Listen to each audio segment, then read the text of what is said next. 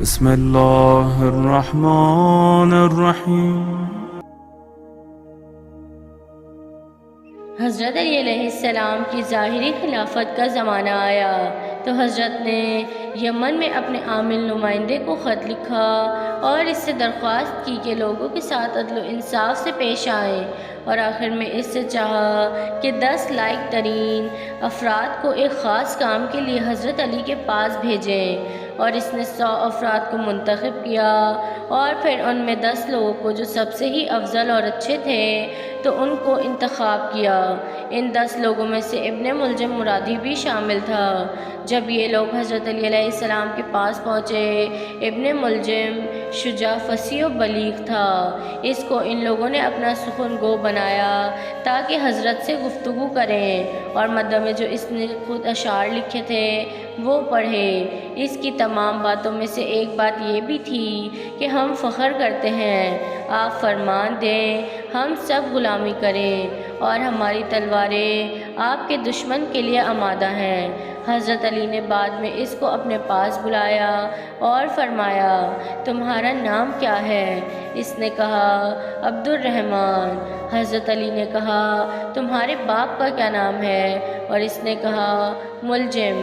حضرت نے کہا، کس قبیلے سے ہو؟ اس نے کہا، مراد سے۔ پھر حضرت علی نے اس سے 3 مرتبہ کہا، کیا تم مرادی ہو؟ کیا تم مرادی ہو؟ کیا تم مرادی ہو؟ ابن ملجم نے کہا، جی ہاں یا امیر المومنین۔ اس وقت حضرت علی نے زبان پر کلمہ استرجاع جاری کیا، انا للہ و انا الیہ راجعون، ہم خدا ہی کے ہیں اور اس کی طرف لوٹ کر جانے والے ہیں۔ حضرت علی نے اس سے پوچھا، کیا تمہاری دایا یہودی عورت تھی؟ کہا، جی ہاں، جو عورت مجھے دودھ پلاتی تھی ایک یہودی عورت تھی۔ حضرت علی نے فرمایا، جب تم روتے تھے تو تمہاری دایا کہتی تھی، اے قاتل، شطر و صالح سے بدتر۔ ابن ملجم نے کہا، جی ہاں ایسا ہی تھا۔ حضرت علی خاموش ہو گئے اور حکم دیا کہ اس کی مہمان نوازی کریں۔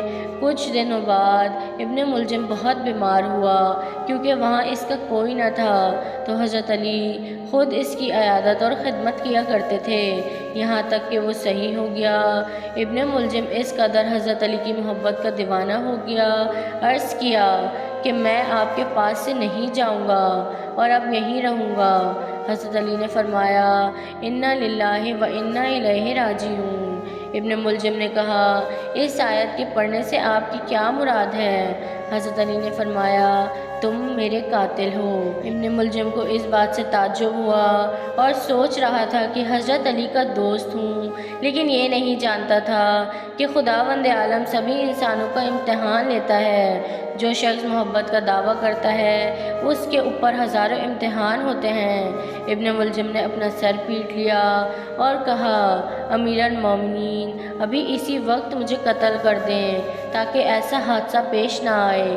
حضرت علی نے فرمایا، تم نے ابھی کوئی ایسا کام انجام نہیں دیا، میں کیسے جرم سے پہلے قصاص لوں؟ ابن ملجم صفین و نہروان کی جنگوں میں حضرت علی کے قافلے کے ساتھ ساتھ تھا۔ جب لشکر اسلام نے خوارج پر غلبہ حاصل کیا تو ابن ملجم نے کہا، مولا اجازت دیں میں آپ سے پہلے کوفہ جا کر آپ کی فتح و کامیابی کی خوشخبری کوفے والے کو دوں۔ حضرت علی نے کہا، تمہارا مقصد اس کام سے کیا ہے؟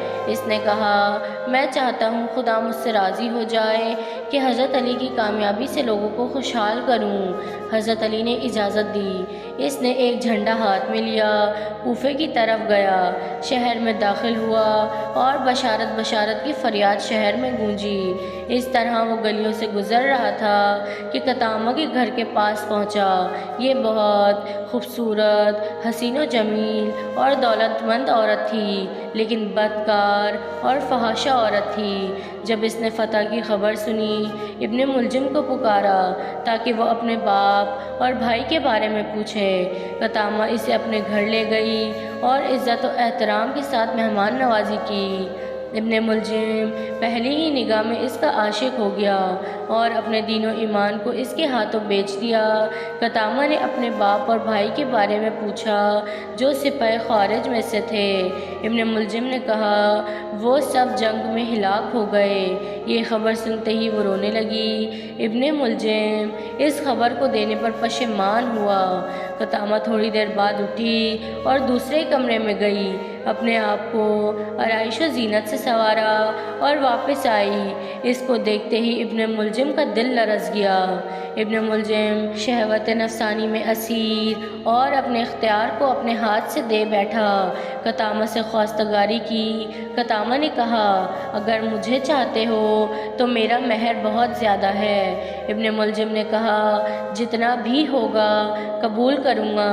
قطامہ نے کہا زیادہ ہے، کچھ پیسے، جواہرات، مشک و عنبر، عطر وغیرہ۔ ابن ملجم نے کہا اور کچھ؟ قطامہ نے کہا بہت کچھ۔ پھر وہ اٹھی اور کمرے سے گئی اور اپنے آپ کو دوسرے طریقے سے آراستہ کیا اور واپس آئی۔ ابن ملجم جو جنون کی حد تک پہنچ گیا تھا اور کہا کیا چاہتی ہو؟ قطامہ نے کہا حضرت علی کا قتل۔ ابن ملجم ایک دم لرزا اور پریشان ہوا۔ تھوڑی دیر بعد کہا مشکل ہے، ابھی چھوڑ دو، چند دنوں بعد اس کے بارے فکر کروں گا۔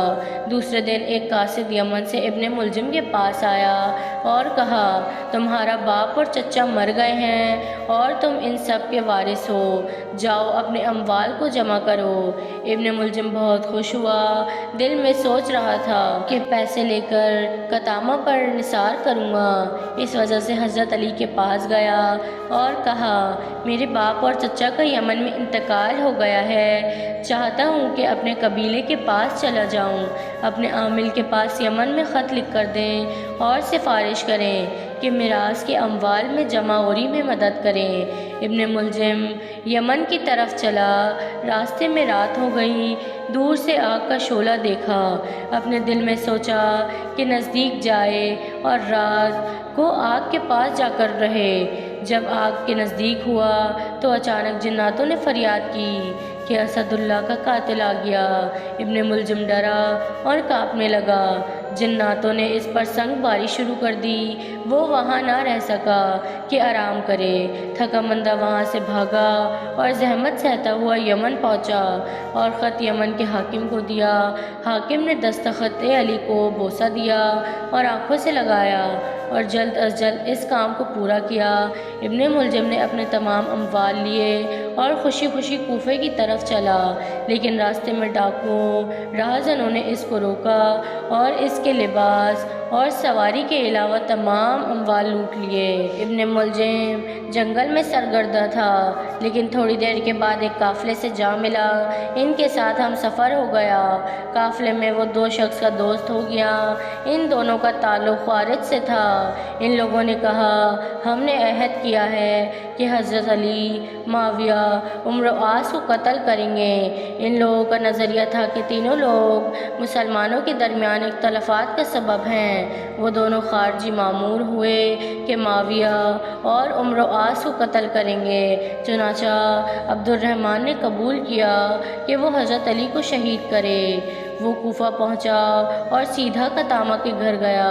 یہ فحاشہ اور خود فروش عورت اس کے لیے شراب لائی اور ابن ملجم مست ہوا اور قطامہ کے پاؤں پر گرا اور اس کے وصال کی خواہش کی، لیکن قطامہ نے کہا جب تک حضرت علی کو شہید نہیں کرو گے تب تک ایسا نہیں ہو سکتا۔ ابن ملجم جو مجنوں پاگل ہو چکا تھا، اس نے کہا کہ ابھی جاتا ہوں اور حضرت علی کو قتل کرتا ہوں۔ قطامہ نے کہا کہ اس طرح نہیں، بلکہ قتل کے لیے مقدمات ضروری ہیں۔ اس نے ابن ملجم کی تلوار کی دھار تیز کروانے کے لیے 1000 درہم دیے اور 1000 درہم تلوار زہر آلود کرنے کے لیے دیے۔ اس رات بد نصیب و بے حیا شقی القلب نے محراب مسجد کوفہ میں حضرت علی علیہ السلام پر وار کیا اور تلوار سے ایسا زخم لگایا جس کے اثر سے 2 روز بعد جانشین رسول خدا وصی و مصطفیٰ شہید ہو گئے۔